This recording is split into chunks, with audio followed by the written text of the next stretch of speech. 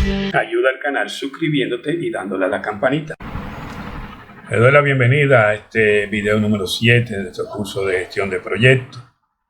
Seguimos en la quinta parte y última parte del proceso de la planificación. Habíamos visto ya una serie de plantillas superiores en los otros videos anteriores. En el último que vimos el plan de gestión de riesgo. Ahora continuamos con el plan de gestión de las respuestas de los riesgos. Vamos a ver también la matriz de las adquisiciones del proyecto y el plan de gestión de los interesados. El primero de las plantillas que vamos a ver, aunque vamos a verla también en la próxima plantilla en Excel en este caso, pero vamos a verla primeramente aquí, la matriz de valorización de riesgo RAM. Esta matriz de valorización de riesgo RAM la utilizamos cuando empezamos a identificar los riesgos. Vemos que está dividido en dos partes, impacto y probabilidad. Los impactos lo valora del 1 al 5, 1 leve, 2 moderado, 3 alto, 4 muy alto y el 5 el catastrófico. La primera parte, que es este cuadro que ven aquí, es para analizar el impacto de riesgo dependiendo del tipo de riesgo que sea. Por ejemplo, si es personas, vemos que sería un impacto leve si por ejemplo la lesión sería en primer auxilio. Si la lesión sería menor de un día de licencia, sería un impacto moderado, 2, y así sucesivamente.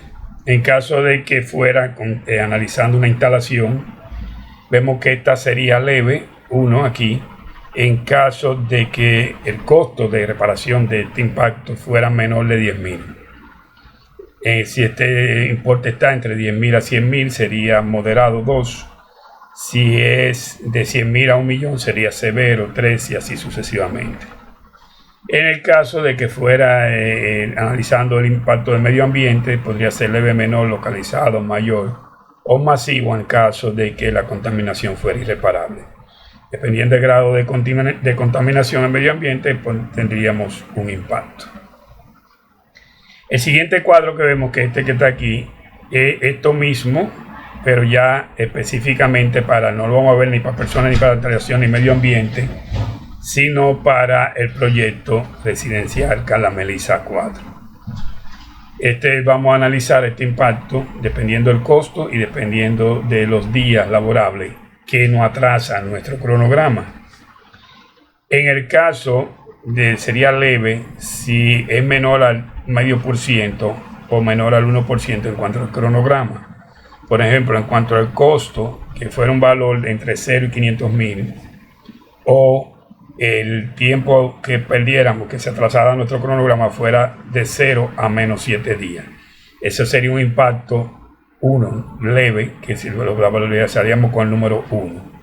Así sucesivamente llegaríamos al impacto catastrófico o valor 5 si nuestro costo por producido por el riesgo, si este riesgo se llega a presentar, fuera mayor de 5 millones de pesos y en nuestro cronograma hubiera un atraso mayor a los 70 días.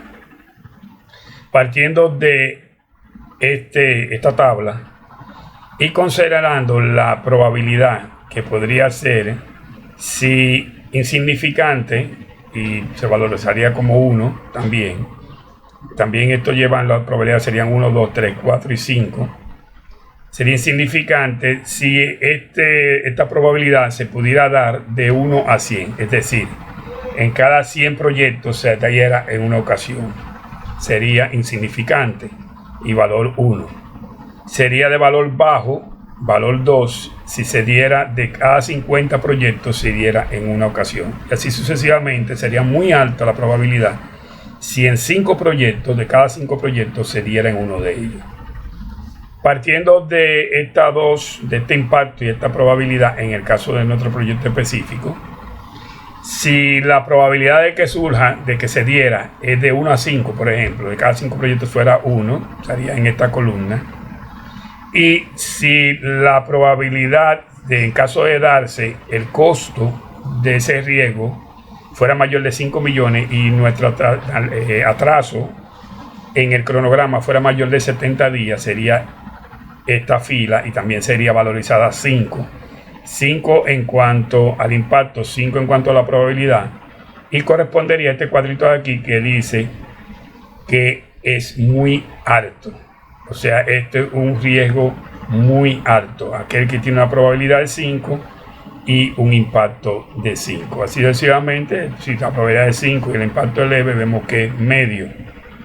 Si la probabilidad es baja y el impacto es leve, también vemos que sería insignificante. Aquí vemos el cuadrito donde están los rangos insignificantes, el rango de bajo, el rango de medio, el rango de alto y el rango de muy alto, que además sería cuando la probabilidad de 1 a 5 y el impacto sería mayor al 5%, donde el costo sería más 5 millones y el atraso en el cronograma fuera más de 70 días. Ya visto y analizado cómo funciona esta matriz de valorización de riesgo RAN, vamos a continuar con la próxima plantilla. En esta plantilla, ya en Excel, vemos que aquí donde dice parámetros tenemos nuevamente la misma tabla que la matriz que ya vimos anteriormente. Y para el proyecto específico Carla Melissa, donde vemos los mismos rangos para el impacto, los mismos rangos para la probabilidad.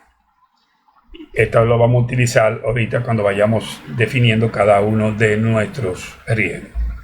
Vamos entonces a la primera hoja, que es identificación de riesgo. La vemos aquí, gestión de riesgo, identificación de riesgo. Primero se pone el nombre del proyecto, las siglas RKMIB y el Project Manager. Lo primero que dice el número de riesgo, aquí los riesgos se van numerando de menor a mayor, riesgo 1, riesgo 2, 3, 4, etc. Tenemos dos ejemplos. Pusimos riesgo 1, tardanza en la elaboración del proyecto. Esto corresponde al proceso de inicio. Y el R2, atraso en la entrega del diseño arquitectónico y estructural. Este ya sería la parte de planificación, del proceso de la planificación.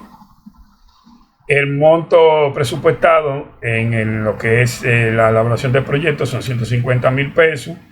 Y en los atrasos, el diseño arquitectónico y estructural son 350,000 pesos. Aquí, después que tenemos los riesgos, la actividad, el riesgo identificado, entonces venimos a ver qué tipo de riesgo es. En este caso son servicios profesionales, por eso se marca con una X. Podría ser de tasa de cambio, clima, materiales de construcción, costo de mano de obra, etcétera, etcétera. Entrega talidad de materiales, daños de materiales. En este caso específico, esos primeros dos riesgos que hemos identificado son servicios profesionales. Vamos a la de dice registro del riesgo. Ya identificado, nos vamos a la hoja de registro. En esta hoja vemos, aparece el listado de riesgo, también aparece gestión de riesgo proyecto, el nombre del proyecto, la sigla y el Project Manager. Y aparecen aquí nuevamente los riesgos. Y ya aquí aparece la descripción del riesgo o problema. Esto viene, como vemos aquí arriba, de la hoja anterior. Automáticamente esto pasa, hemos puesto aquí en esta hoja, se pone inmediatamente aquí la descripción y el tipo de riesgo. Luego debemos determinar cuál es la causa raíz de este riesgo. Por ejemplo, la tardanza en la elaboración del proyecto sería descuido en la elaboración del proyecto. Podría ser la posibilidad de tardanza. Y en el atraso en la entrega del diseño estructural, arquitectónico y estructural sería la falta de control institucional sobre la tarifa o sobre las personas que están trabajando en esto. Aquí pone la fecha de identificación, qué fecha fueron identificados estos riesgos. Y aquí ponemos qué tipo de riesgo es, si es una amenaza o es una oportunidad. En el caso de estos ejemplos son amenazas. En cuanto a la categoría del riesgo, vemos que es un riesgo económico y de tiempo. Económico, también el segundo es económico y de tiempo. El objetivo del proyecto afectado entonces sería el alcance, no sino el tiempo y el costo. Igual en el segundo, tiempo y costo. Fuente de riesgo. En el primer caso, que es un descuido en la elaboración del proyecto, que lo hace el Project Manager, sería interno la fuente de riesgo. En el segundo caso, que son personas contratadas, ya sería externo. Si seguimos viendo, utilizando el cuadrito aquí del parámetro que habíamos visto, vamos a determinar la probabilidad de que estos riesgos se den. En el caso del primer riesgo, decimos que tiene una probabilidad de 3. En el caso del segundo riesgo, decimos que tiene una probabilidad de 2. Y la valorización del impacto, en el caso del primero, decimos que de 2. El costo sería de 5. La valorización del segundo en tiempo sería 4. Y en el costo sería 3. Estos valores los ponemos nosotros y los sacamos de la tabla de este parámetro. Por ejemplo, si quisiéramos decir que este en vez de 2, bueno, antes que eso, esta probabilidad de 3 para un tiempo de 2 y un costo que en este caso moderado es alto y este es medio, vemos que el riesgo, la valorización de riesgo es muy alta. En el segundo caso, que la probabilidad es 2, el tiempo es 4 y el costo es 3, vemos que es moderado. Aquí nos da el promedio, la valorización de riesgo, y aquí la probabilidad por impacto, multiplicando la probabilidad por impacto, nos dice que el tiempo es 6, 8, 15, 6. Ahí salen estos valores y sale automáticamente esto.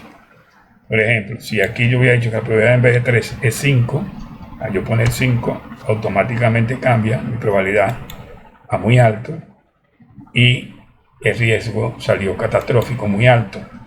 Pero si el costo hubiera sido un 3, por ejemplo, sigue siendo muy alto, catastrófico, y el tiempo un 1 ya bajó a muy alto. Esto va a ir variando según, volvemos a ver, este parámetro que está aquí y va a ir moviéndose en esta tabla.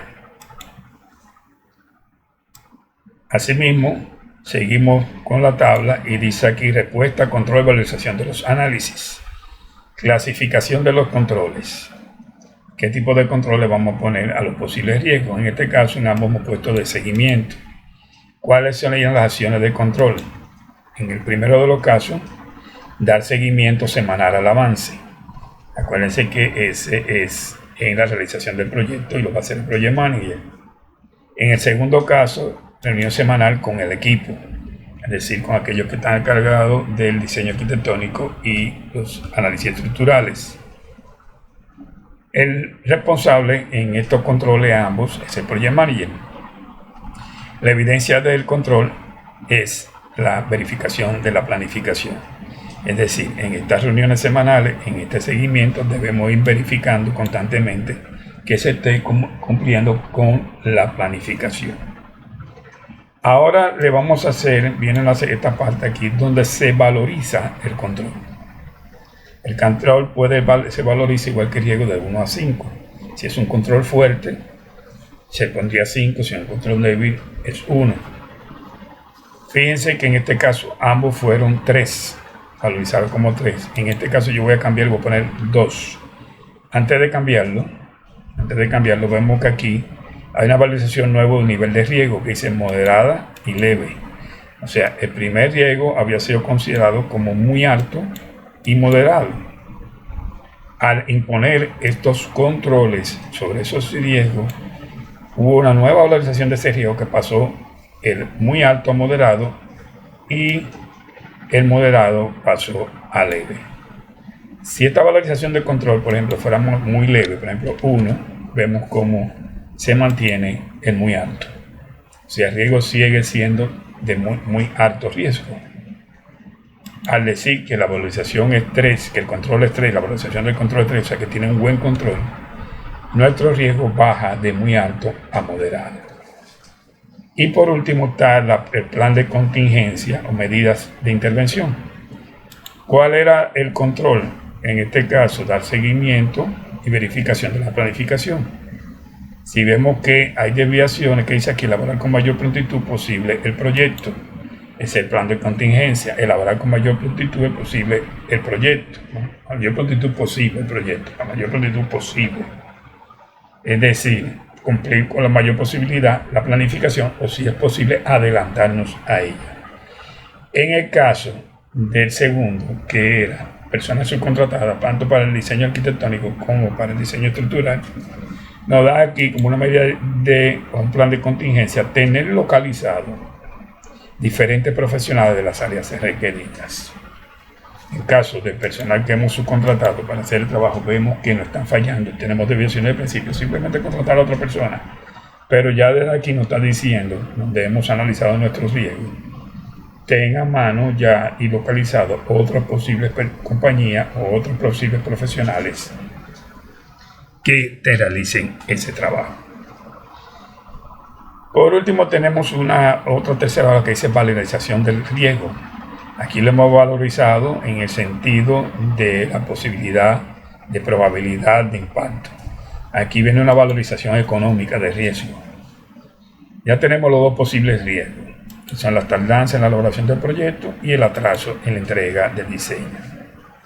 Tenemos los costos, cuando identificamos estos riesgos, de que iba a ser en la elaboración del proyecto 150.000 y en la parte arquitectónica y estructural 350.000 pesos. Estos costos están aquí, tardanza en la elaboración 150.000 y el atraso de la entrega del diseño son 350.000 pesos, son los costos originales. Este es el riesgo. O sea, el atraso y el atraso son las tardancias y el atraso son los riesgos. Los costos originales son estos, 150 y 350. Aquí vemos la probabilidad de que esto ocurra. Vinieron de la tabla anterior. Cuando teníamos un 3, un 60%, un 5, un 100%, un 1, un 10%. Un 2 era un 40% de probabilidad de que se dé. Tenemos la repetición del evento. Estos eventos podrían suceder una sola vez durante el proceso de inicio o el proceso de planificación. Lo más posible es que suceda una sola vez. Es muy corto el tiempo. Y tenemos ahora un rango de posible impacto de un 5, un 15, un más probable 15 y un máximo un 20. Partiendo de eso, tenemos la entrada que sería probabilidad por el impacto entre las repeticiones, que nos da ya la probabilidad multiplicada por el impacto. En ambos casos, al ser iguales, nos da un 13%. Y esto nos crea un coste extra, partiendo de estos valores que ya tenemos. En el caso de la tardanza, de 12.000 pesos. En el caso del arquitectónico estructural, 18.000 pesos. Y en cuanto a la simulación a lo normal, considerando un 80 o un 90% de su costo, aquí también tenemos 9.600 y 14.000. Entonces el costo total extra estático sería 9.500. El total dinámico sería 12.000 para el primero. Para el segundo sería 14.000 y 18.000. Y con los valores iniciales, este primer valor subiría de 150 a 171.000 y de 350 a 383.000 pesos. Ustedes se preguntarán, ¿para qué nos sirve esto? Bueno, es muy sencillo. Esto nos sirve para cuando nosotros hacemos nuestro presupuesto inicial. Si queremos cubrirnos la posibilidad de estos riesgos, en vez de poner como la elaboración de proyecto a un costo de 150.000 pesos, podemos ponerle 171.600 o 170.000 o 175.000. Ya tenemos para nuestro contratante, nuestro sponsor, darle un dato, decirle, bueno, en caso de que este riesgo podría llevar a estos valores. Estos son valores pequeños, imagínense que fueran valores grandes. Lo mismo en el diseño arquitectónico estructural. En vez de considerar un costo de que va a ser 350.000, ya vemos que podríamos considerar 385.000 para nuestro presupuesto, nuestra línea base de flujo de caja inicial, y así no toparnos con sorpresas durante el proceso. Recuérdense que todo esto lo estamos haciendo durante el proceso de la planificación. Estamos planificando, estamos analizando posibles riesgos a posibles costos para un presupuesto ya final.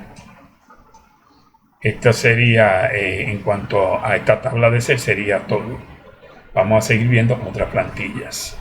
Voy a juntar entre las plantillas, los formularios que les voy a mandar, este formulario para toma de datos. Este formulario para toma de datos deben hacerlo cada cual, pero pueden basarse en este modelo. Vemos, aquí clasificamos los riesgos en diferentes grupos. Grupo 1, riesgo técnico. Grupo 2, riesgo externo. Grupo 3, riesgo de la organización. Grupo 4, riesgo de la dirección. En cada uno de este tipo de riesgos, para uno determinar o hacer la evaluación del riesgo, debe, como yo siempre le he dicho, la metodología principal es hacer, puede ser lluvia de ideas, pueden hacer encuestas, etc. Una de las formas de toma de datos para estas informaciones es a través de estos formularios. Donde, por ejemplo, vamos a ver primero para riesgo técnico, el IDIO que afecta, por ejemplo, 1.1 demora la autorización y expediente de permisos, defectos de diseño, estudios incompletos, cambio en procesos constructivos, bajo rendimiento del personal contratado, horas extras no previstas, pérdida de personal clave, falta de entrenamiento adecuado para personal, mala colocación del acero, etcétera, etcétera. Para uno ir dando seguimiento a estos riesgos, pues se pueden utilizar estos formularios y ir mandándoselo a diferentes partes, por ejemplo, a los ingenieros residentes, a los parte del equipo, a los maestros, etcétera, etcétera. Y simplemente usted le manda este formulario para que se le llene, donde dice 1, nunca, 2, pocas veces, 3, a menudo. Y ellos además van a poner una S, y a menudo le ponen una X. Por ejemplo, hora extra no prevista, eso pasa mucho, una X.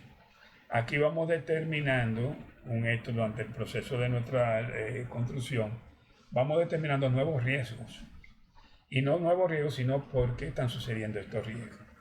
Esta es una forma de ir retroalimentando esa base de datos.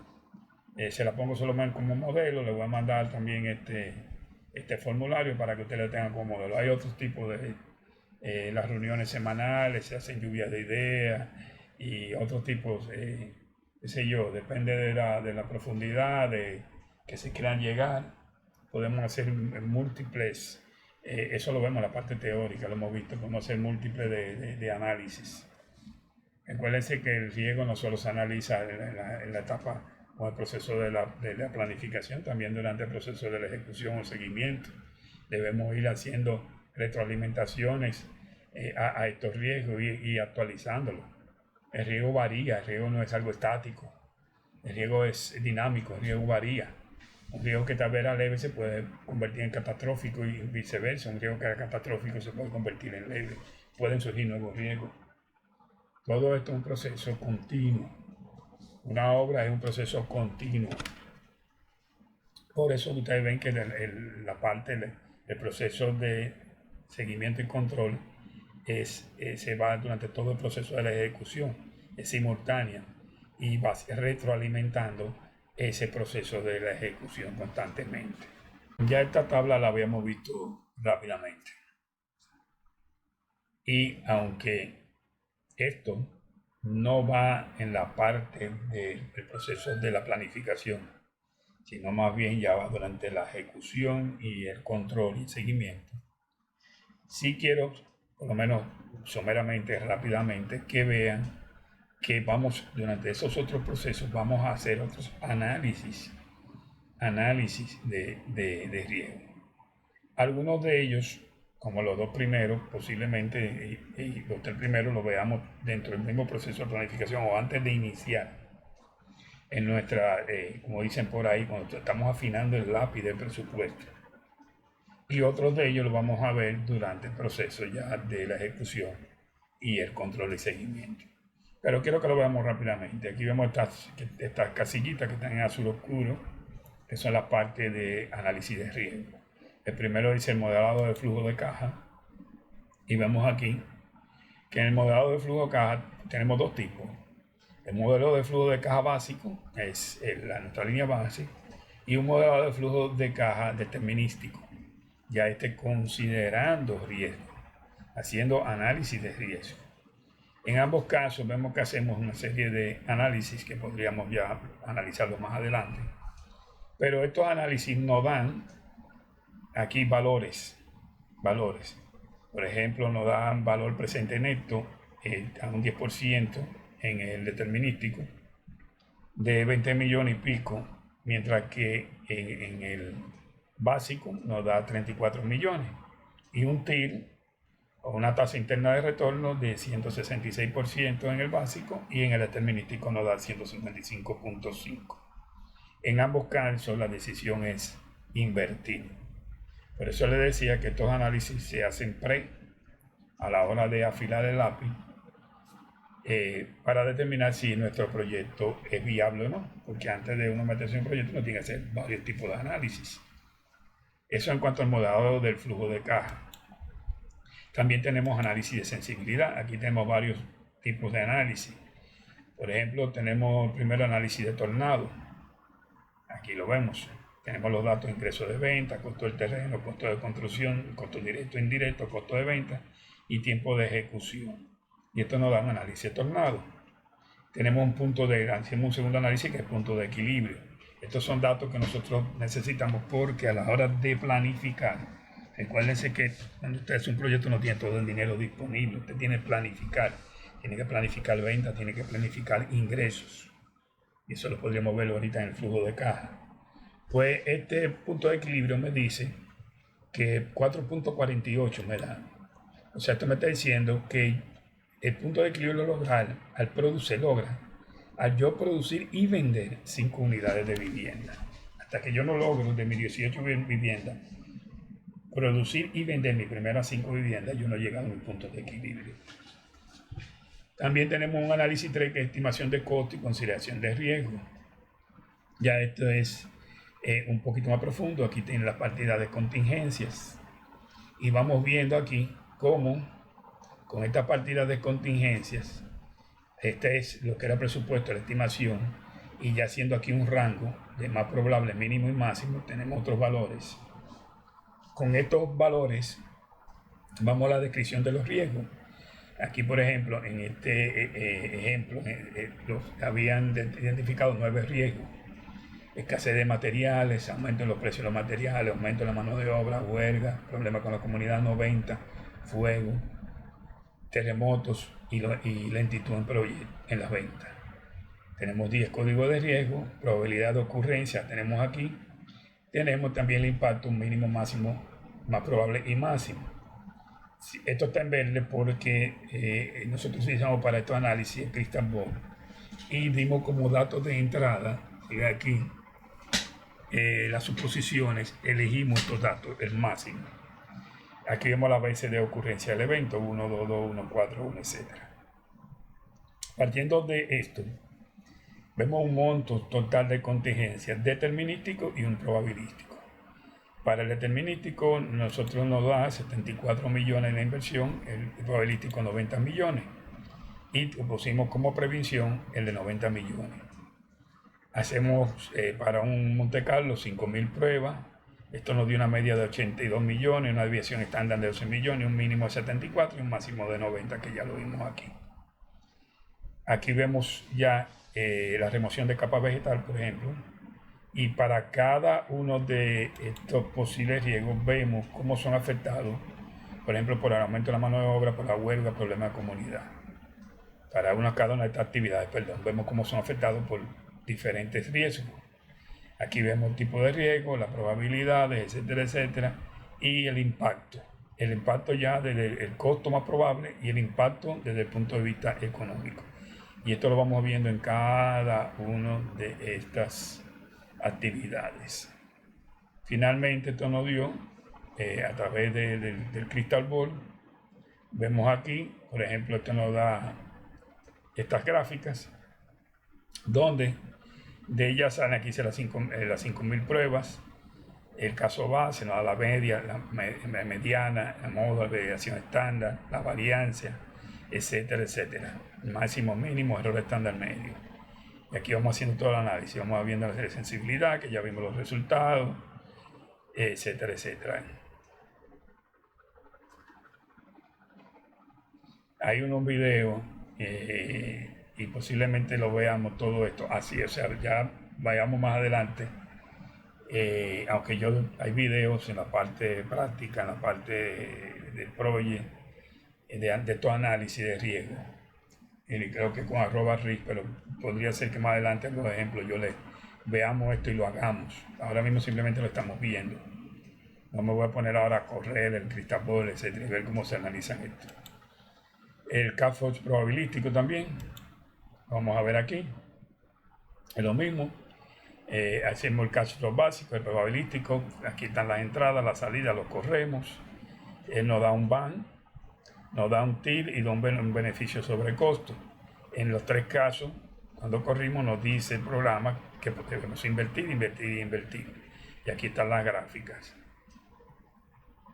Aquí están todos los datos y las gráficas corridas para nuestro análisis de riesgo. También tenemos análisis de riesgo del cronograma. En el caso del análisis de riesgo del cronograma, esto más bien lo vamos a ver durante el proceso de la ejecución.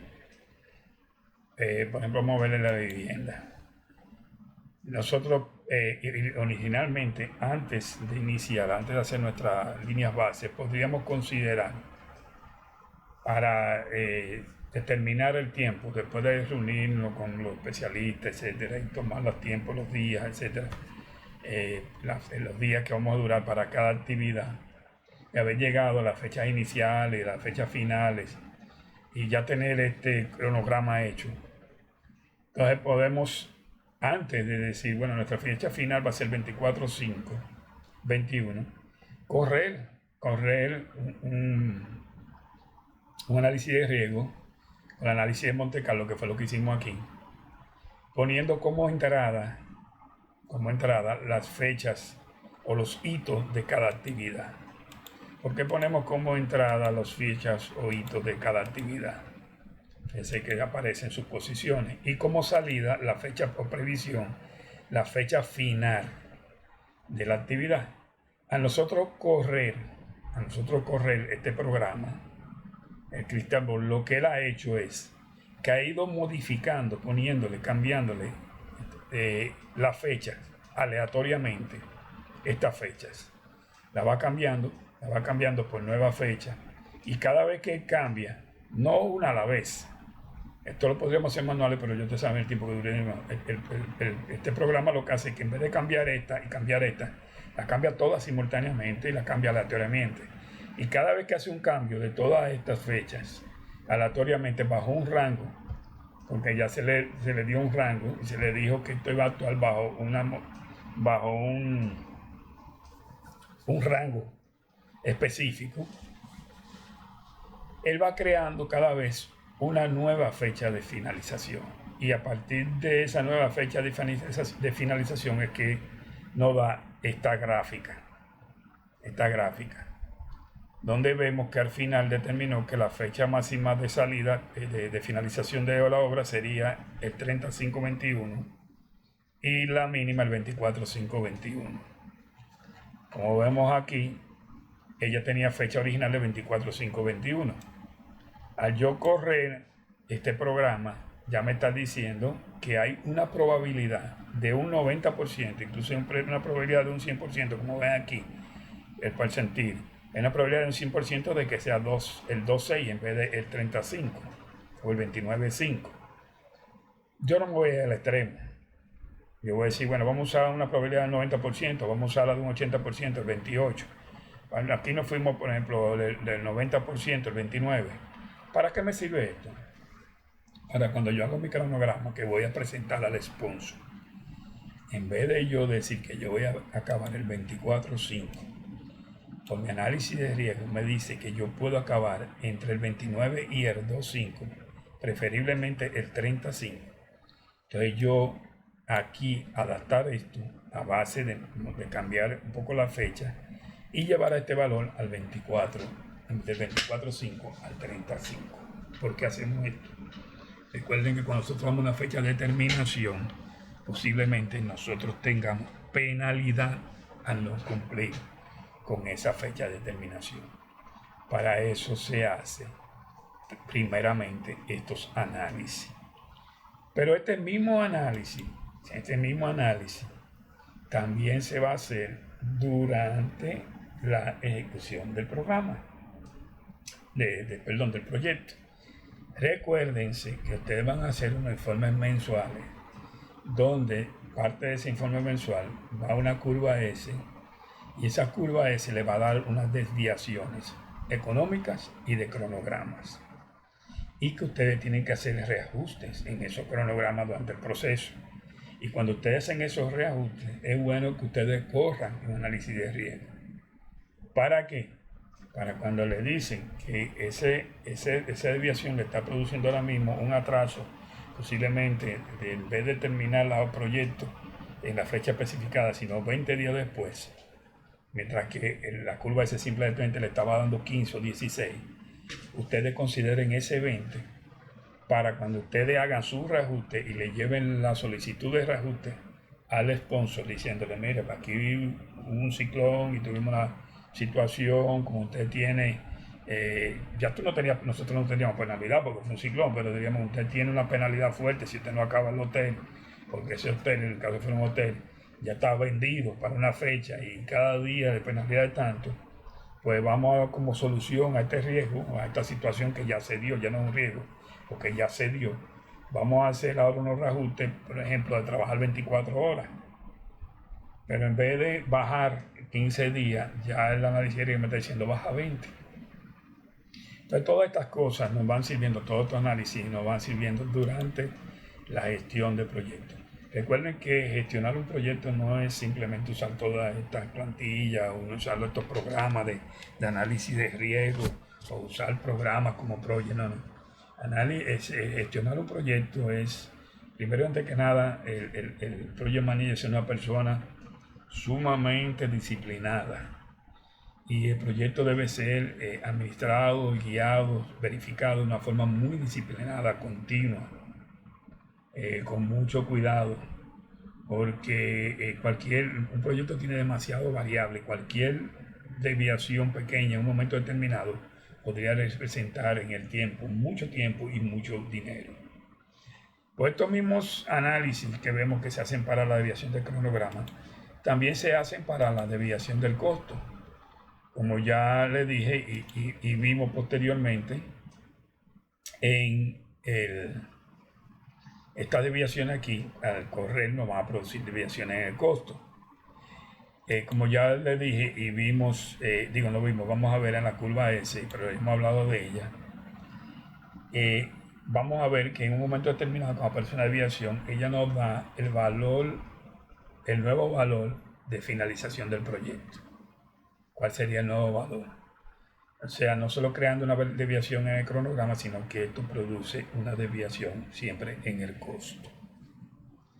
Esto, como les digo, lo quise ver simplemente para que ustedes vean que en cuanto a riesgo vamos a tener que ver muchas cosas y durante diferentes procesos, o casi todos los procesos, a excepción del cierre.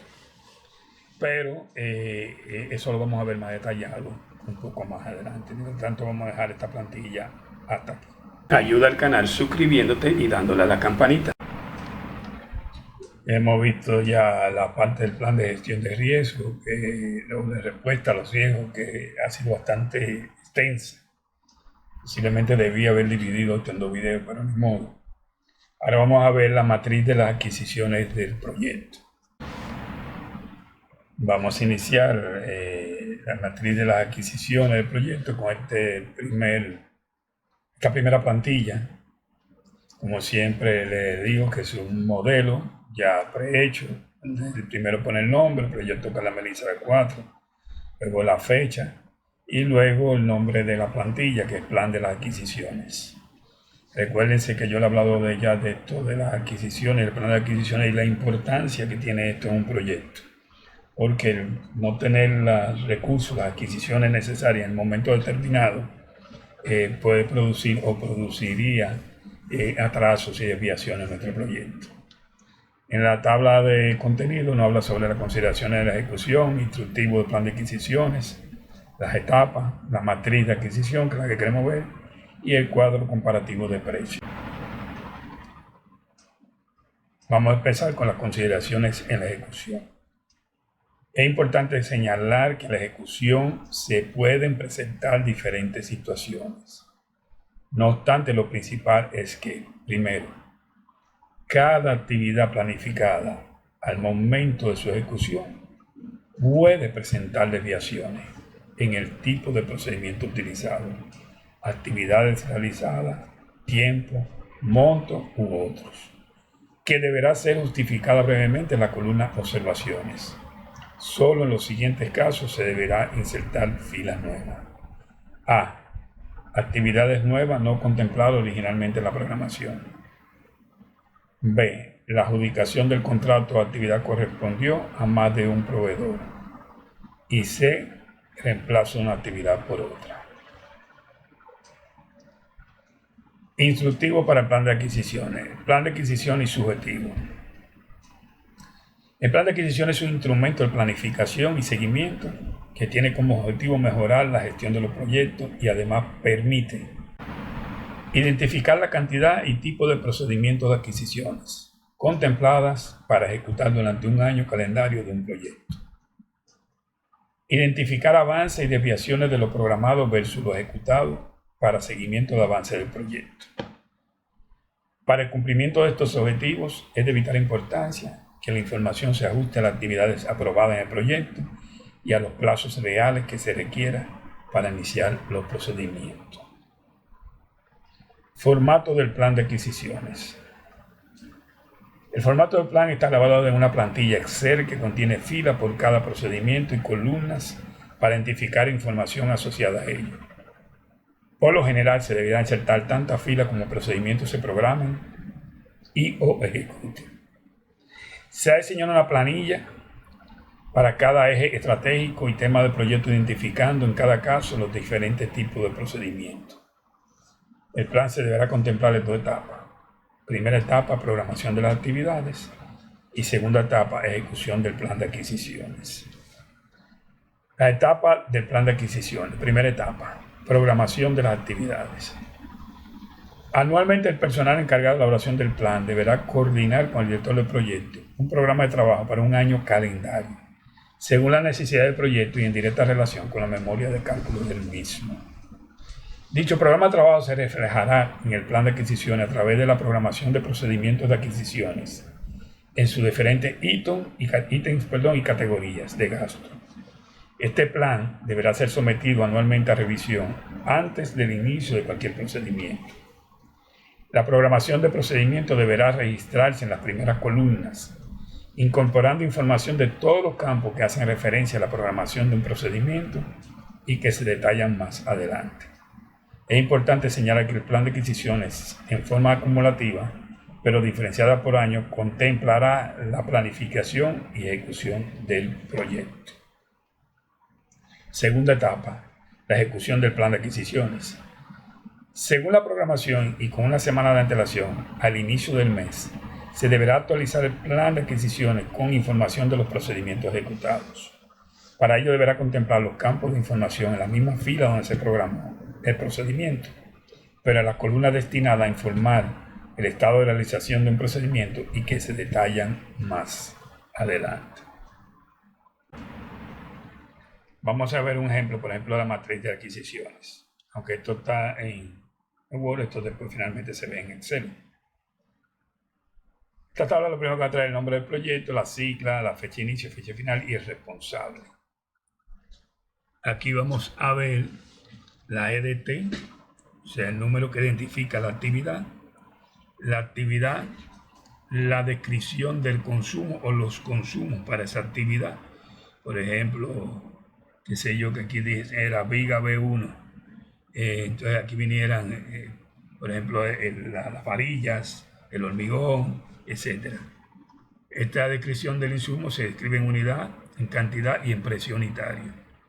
Y aquí vemos cómo lo van poniendo en este ejemplo específico.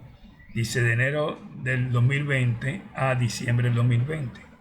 Si esta actividad se fuera a realizar en marzo del 2020, debería estar aquí. Debería aparecer aquí. Por ejemplo, marzo. Si fuera a llevarse marzo, abril y mayo, entonces el metraje de marzo debería ser aquí, el metraje de abril aquí y el metraje de mayo aquí. Esto es con la finalidad de que se sepan para cada actividad el insumo y cuándo va a ser utilizado en ese insumo. Porque como ustedes saben, en un proyecto no se ponen todos los materiales que se van a gastar al principio en el proyecto. Ahí están todos esos materiales de la labor, sino que se van supliendo durante el proceso de ejecución. Y he insistido en varias ocasiones que si el insumo, el recurso de una actividad no está en el momento que el cronograma lo exige, esto producirá desviaciones y tardanza en nuestros cronogramas. Aquí vemos, por ejemplo, también para un comparativo de precios. Esto no es directamente, no tiene directamente que ver con la matriz de adquisiciones, pero sí para aquel que es el encargado de comprar estos insumos. Vemos aquí un modelo de cómo hacer un comparativo de precios. Por ejemplo, aquí aparecerían todos los productos que van a ser utilizados en la obra, serán muchos, aparecerán aquí. Aparecerá aquí una lista de proveedores. Aquí yo puse un ejemplo, por ejemplo, proveedor 1, Ferretería Americana, proveedor 2, MC, todo, ahí se fue, una de más, todo casa, proveedor 3, H, etcétera. Aquí van apareciendo los proveedores. Y aquí van apareciendo las columnas, ya no con el nombre proveedor, sino proveedor 1, proveedor 2, proveedor 3 y así sucesivamente. Aquí vemos que en los productos 1, el proveedor 1 lo vende a 2 pesos, el proveedor 2 a 2 pesos, el proveedor 3 a 1 peso, el proveedor 4 a 5 pesos, el proveedor 5 a 25 centavos, el proveedor 6 a 50 centavos, el 7 a 9 pesos, el 8 a 2 pesos y el 9 a 9,56. Fíjense que aquí hay precios muy variables que van desde 9 pesos y medio, 9,56 a 25 centavos. Entonces, aquí hay un cuadro que dice precio más bajo, precio promedio y precio más alto. Esto se hace porque, al igual que en los concursos, hay gente que se dispara tanto por arriba como por debajo. Entonces, considerando el precio más bajo y el precio más alto, se saca un promedio y base a este promedio se debe elegir el precio que más se acerque por arriba o por abajo de este promedio. Por ejemplo, aquí fue 3.48, hemos elegido el proveedor 5. El proveedor 5 está a 1.52 centavos del promedio, mientras que el proveedor 2 está a 1.48 centavos del promedio. Pudo haber sido el 2 también, 2 pesos. Posiblemente, bueno, esto es un ejemplo. Si vemos estos precios 2, 2, 1 y verificamos las calidades, posiblemente que el precio hubiese elegido hubiese sido andado por esto. Porque el 2 está a 1.48 por debajo, mientras que el 5 está a 1.52 por arriba. O sea, este está más cerca, los dos están más cerca. Aquí hubo un fallo en la elección. Pero es un ejemplo y la idea es que ustedes vean cómo se van eligiendo las posibilidades de, fíjense, aquí hay mismo precio más de un proveedor y se elige, teniendo ya el encargado de hacer las compras, el encargado de llenar esto o de suplir estos materiales, teniendo ya aquí, por ejemplo, en estos casos, tienen más de un posible proveedor. Hay otra serie de factores que tiene que considerar, pero esto es un comparativo de precios que generalmente debe hacerse. Ustedes son ingenieros y saben que uno de los mayores beneficios de la obra o de las mayores pérdidas de una obra radica en un buen manejo de la compra de los materiales. Si hay un mal manejo en la compra de materiales, posiblemente se termina perdiendo dinero. Si hay un buen manejo en la compra de los materiales, siempre manteniendo la calidad que dicen las especificaciones, se pueden tener muchos beneficios en una obra. No necesariamente tenemos que afectar la calidad, pero hay cosas tan sencillas, por ejemplo, que en una obra usted no va a comprar 2 ventanas. En una obra grande usted va a comprar 5.000 ventanas, 10.000 ventanas. Y esto le da un margen dentro de las compañías que fabrican ventanas que tienen el mismo nivel de calidad y que le van a suplir con el mismo nivel de calidad y usted se va a encargar de que así sea. Le da un beneficio, un margen de negociación. Porque no es lo mismo que esa compañía le venda a un ingeniero 3 ventanas que usted vaya y le vaya a comprar 5 o 10.000 ventanas. Eso le da un rango.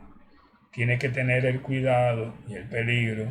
Vuelvo y digo y insisto en esto porque hay veces que no queremos ganar mucho y terminamos perdiendo. A veces hay que ganar y perder para terminar ganando. porque podría ser que buscando estos precios que sí nos aseguran la calidad, pero entonces el suplidor no va a poder cumplir porque no tiene la capacidad de producción. Tendríamos que dividirlo en varios suplidores. Un suplidor de ventana no va a trabajar solo para ti, ya tiene sus clientes tradicionales. Y a veces por querer ganar mucho nos vamos con esa gente, no fallan y dicen, bueno, está bien, pero no estamos ganando dinero, sí, pero resulta que eso atrasa, nos atrasan el cronograma y terminamos perdiendo más que lo que posiblemente hemos ganado. Le he dicho siempre que los proyectos tienen demasiadas variables. Es buena posición o actitud de un gerente, de un director de proyecto, tener en cuenta la mayoría de estas variables a la hora de la toma de decisiones. Dentro de las adquisiciones de un proyecto, sin duda alguna está su personal. Y dentro de su personal hay diferentes categorías. Hay categorías de mayor importancia que otras categorías. Por ejemplo, el sponsor es la categoría más importante. El sponsor, quien va a financiar nuestro proyecto.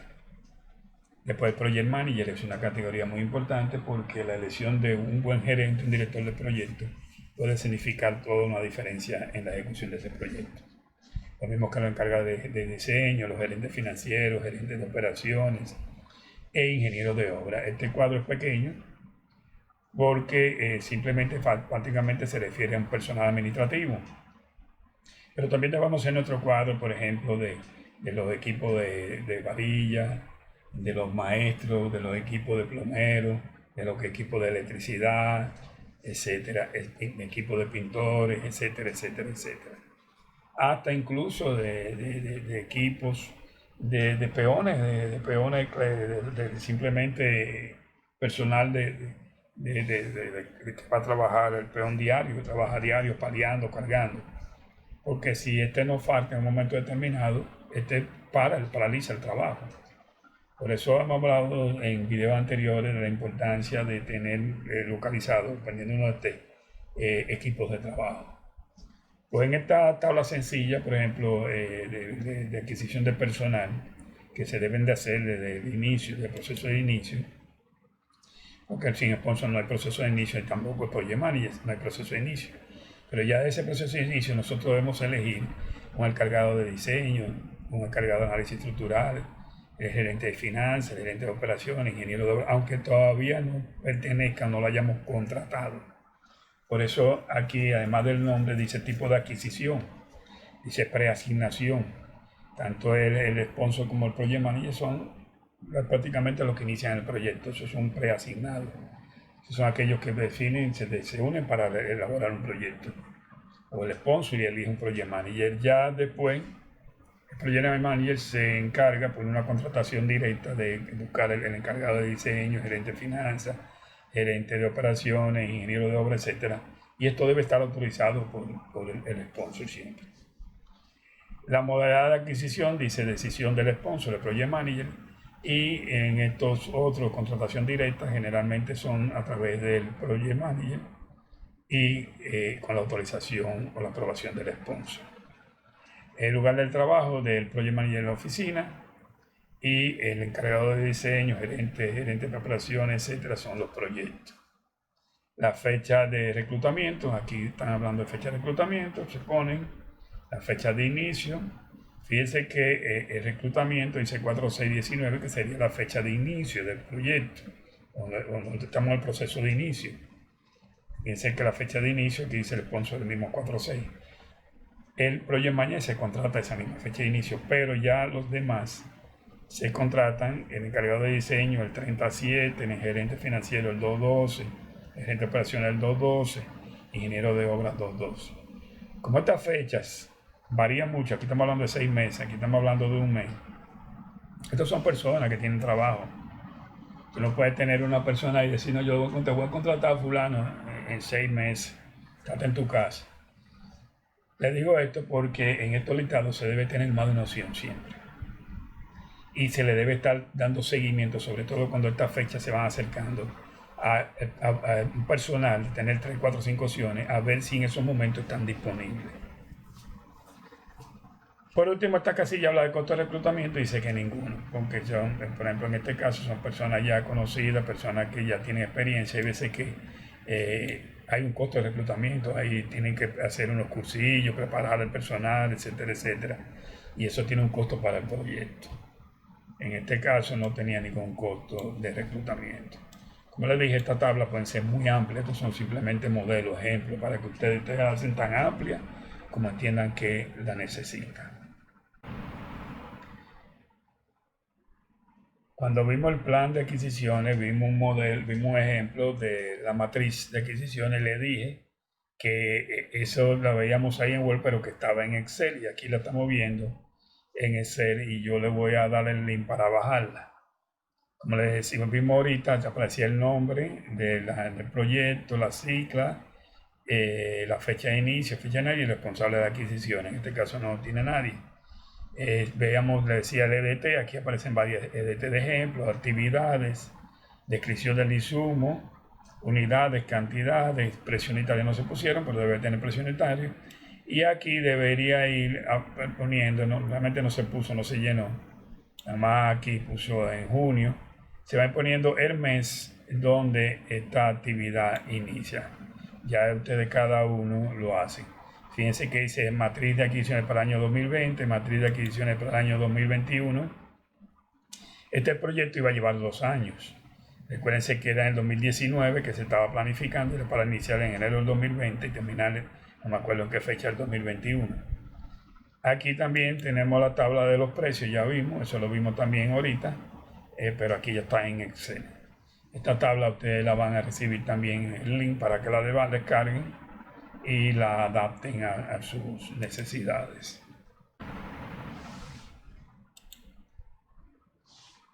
También vamos a tener esta matriz de suplidores. Vimos que en la de los precios teníamos una matriz de suplidores abajo, teníamos una columna que decía suplidor 1, fulano, suplidor 2, fulano, pero le mataba el nombre. Entonces aquí tenemos una matriz de suplidores, que también le voy a hacer llegar el link, que ustedes deben de tener como fuente de información en sus compañías. Esto, claro, es para cada país, para cada empresa. Esta matriz de suplido debe decir el departamento de oficio, por ejemplo, aire acondicionado, alquiler y venta, corrimal, contener, ebanitas, jardinero, letrero, etc. Esto es un ejemplo. Después el suplidor, como se llama, por ejemplo, aire acondicionado, tenía aire acondicionado, Forza, constructora prefabricado, contenero, ebanita.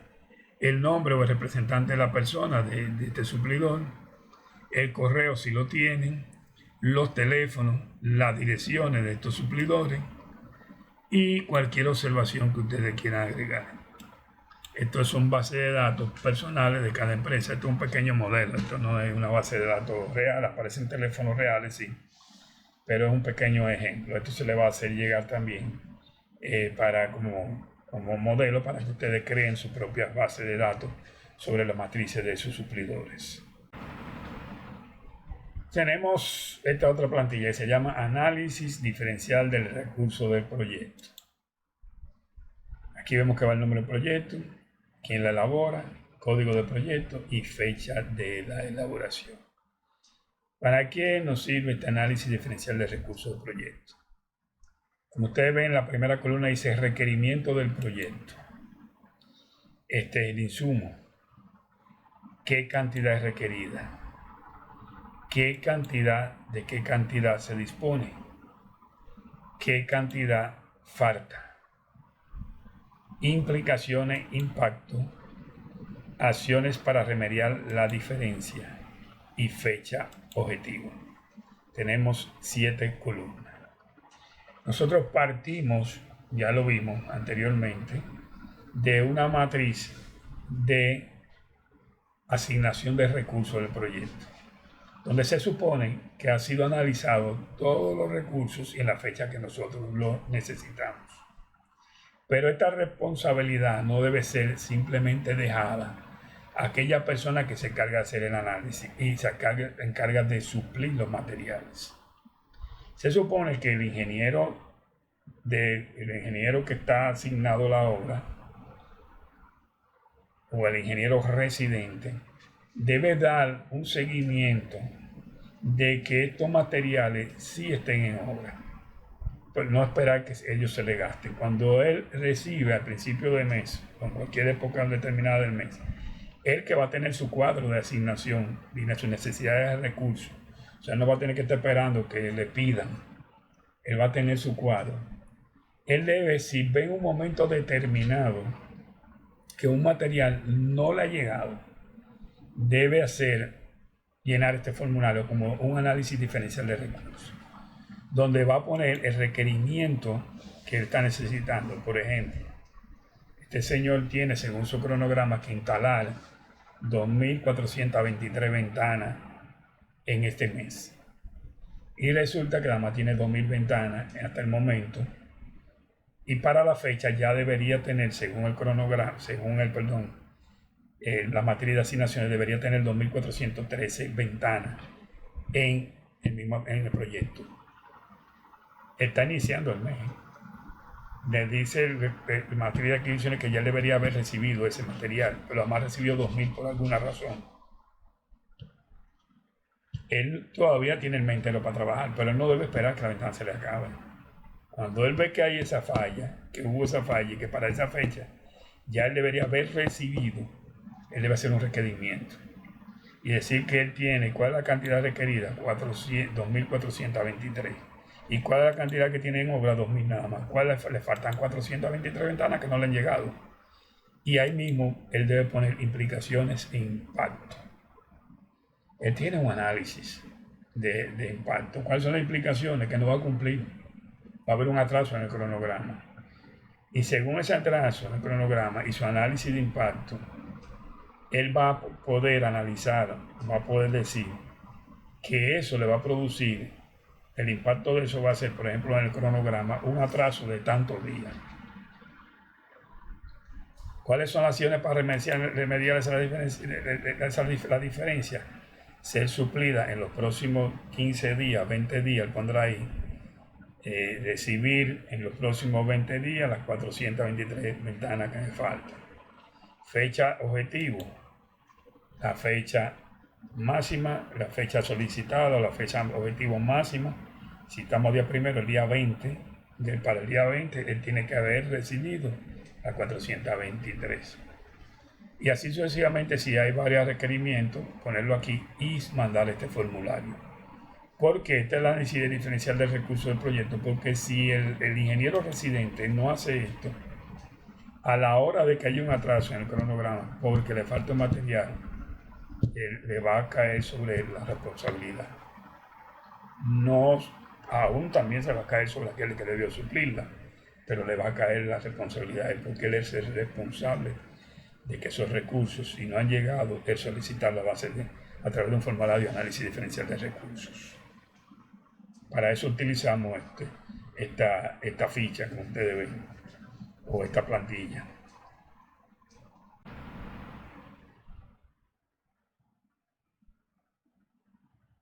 Por último, vamos a ver esta plantilla de los interesados. Como siempre vemos que es un modelo. Ponemos el nombre siempre, el proyecto Calameliza, la fecha y el nombre, posteriormente plan de gestión de los interesados del proyecto. Tiene la tabla de contenido como siempre, información del proyecto, aprobaciones, enfoque de gestión de los interesados del proyecto, niveles de participación actual y deseados para los interesados claves, estrategia para la gestión de los interesados del proyecto y requerimientos de comunicación con los interesados. Recuérdense que el interesado o los stakeholders son figuras importantes en nuestro proyecto.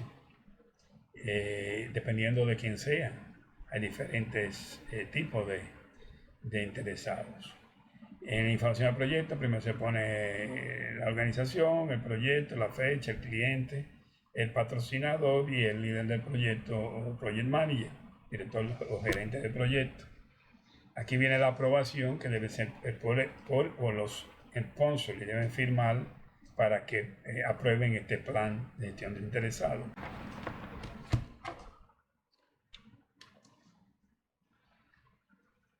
Enfoque de la gestión de los interesados del proyecto. Lo primero es el registro de los interesados del proyecto. Viene la parte de la identificación hasta aquí, la evaluación y la clasificación. En cuanto a la identificación, tienen los nombres de los interesados, las empresas y puestos a que pertenecen, tienen la localización donde se localizan estos interesados, el rol dentro del proyecto y información del contacto. Aquí van los teléfonos, los correos, etcétera. Como es lógico, no aparece nada en este. Luego en la evaluación dice las expectativas principales. Por ejemplo, este primero que es el sponsor. ¿Cuál es la expectativa principal que nosotros tenemos que tener? Que el cliente quede satisfecho. Esa es la expectativa principal de ese sponsor. La del project manager, ¿cuál es? Que el proyecto culmine con éxito. La del encargado del diseño, que el diseño cumpla con toda la expectativa del sponsor. Y así sucesivamente. Luego tenemos el grado de influencia y el grado de interés. Esto viene de la tabla que ya vimos en los plantillas anteriores, la tabla de grado de influencia e interés. De ahí ya teníamos salen estos valores. Por ejemplo, el sponsor definitivamente tiene un grado de influencia 5 y un grado de interés 5. Posiblemente uno de los más interesados del proyecto. Y tiene el grado de influencia más grande porque es el que suple el dinero, el que puede definitivamente detener el proyecto en cualquier momento. Lo mismo sucede con el project manager, tiene un grado de influencia y grado de interés 5. Y la fase de mayor interés, tanto del sponsor como del project manager, es todo el proyecto. Por ejemplo, en el caso de la arquitecta aquí, Candida Almanza, le está más inicio del proyecto porque esta es la que se encarga del diseño. Es durante el proceso de inicio. Se dice inicio del proyecto. Y su clasificación en cuanto a interno y externo, estos dos son internos, este es externo, la arquitecta es externo, estos son internos. En cuanto a su clasificación, si son apoyos neutrales, el sponsor apoya, el apoyo. Luego de esta tabla vemos el alcance e impacto del proyecto sobre los interesados. Volvemos a ver el interesado, Sonia Carolina Cepeda, que es el sponsor. Descripción del impacto que significa el proyecto. Lo he dicho muchísimas veces.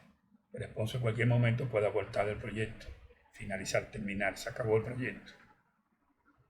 En el caso del project manager, una inadecuada planificación es el impacto que podría causar. Desviación en cuanto al tiempo, costo y calidad del proyecto en la etapa de construcción. Insatisfacción por parte del sponsor al cierre del proyecto. Estos son los impactos que podría causar el project manager. Y así vamos viendo ejemplos de cada uno de ellos.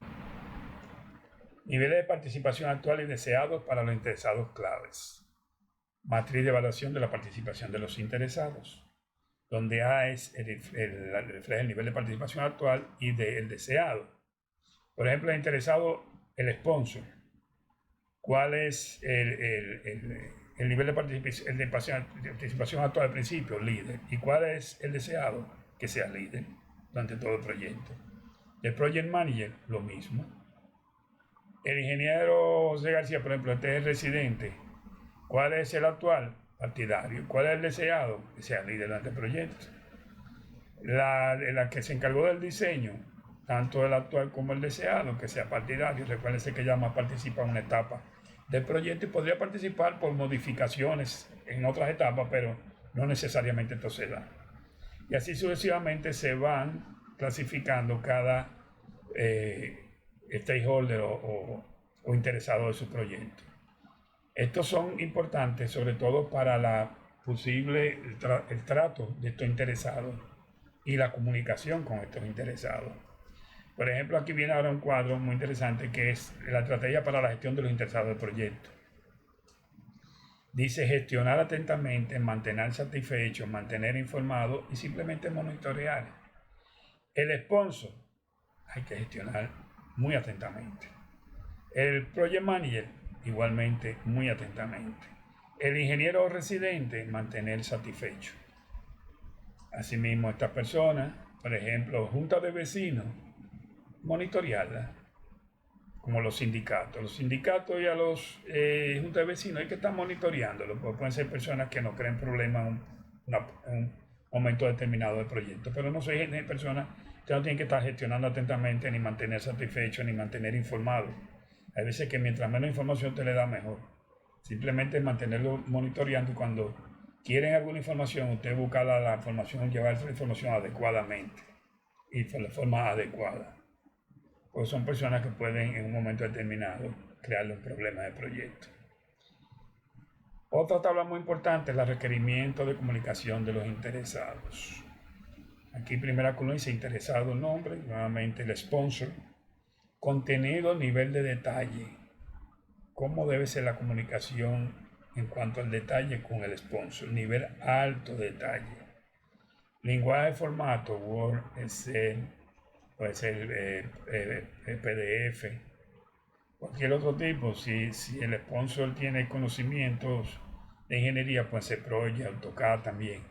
Motivo de distribución, mantener informada todo el tiempo. Impacto esperado en el nivel de participación, alto. Nosotros recuérdense que esperamos que sea líder, que sea un impacto alto y que se mantenga así. Pero depende de nosotros que se mantenga ese impacto alto. ¿A través de qué? De la información, que tenemos un nivel alto de detalle de información. ¿Con qué frecuencia debemos dar esta información? Semanal durante la planificación, ejecución y cierre del proyecto. Prácticamente todo el tiempo debemos mantener una comunicación semanal con el sponsor. Independientemente de eso, habrá informes mensuales, etcétera, informes fuera del contexto normal, pero mínimo va a haber un informe semanal, que es una ficha del proyecto, donde él tenga resumida, esta persona es una persona importante, una persona no tiene tiempo, de una forma resumida, él pueda ver cómo ese proyecto va caminando. Y claro, esa información debe ser verídica, que en el momento que este señor sin avisar decida visitar el proyecto y tenga la información, por ejemplo, de su última semana, las fotos, las informaciones coincidan con lo que se está viendo en el proyecto. Lo mismo el Project Manager, vemos que el nivel alto de detalle, mantenerse informado, alto, etcétera, etcétera, etcétera. Aquí van definiendo cada uno de estos participantes, estos interesados o estos stakeholders. Vistas estas últimas plantillas, nos queda más que esperar que hayan disfrutado de este video y que les sirva en cuanto a la adquisición de nuevos conocimientos en la gestión de proyectos. Y me voy a despedir por el momento con una frase de Giovanni Boccaccio que dice: vale más actuar exponiéndose a arrepentirse de ello que arrepentirse de no haber hecho nada. Ayuda al canal suscribiéndote y dándole a la campanita.